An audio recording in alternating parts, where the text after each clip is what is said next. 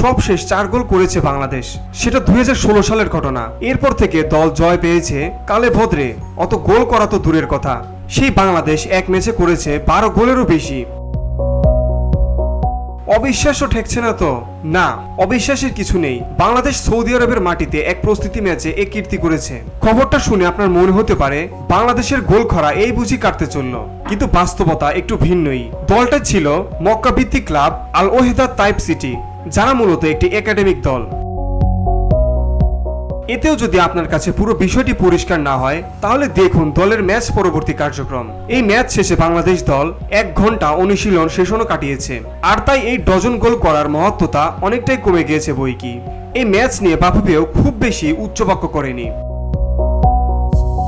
এই ম্যাচ দিয়ে বাংলাদেশ দলের সঙ্গে প্রথমবারের মতো খেলেছেন উইঙ্গার ফাহমিদুল ইসলাম। তাকে ঠিক কোন জায়গায় খেলানো হয়েছে তা নিয়ে এখনো পরিষ্কার কিছু জানা যায়নি।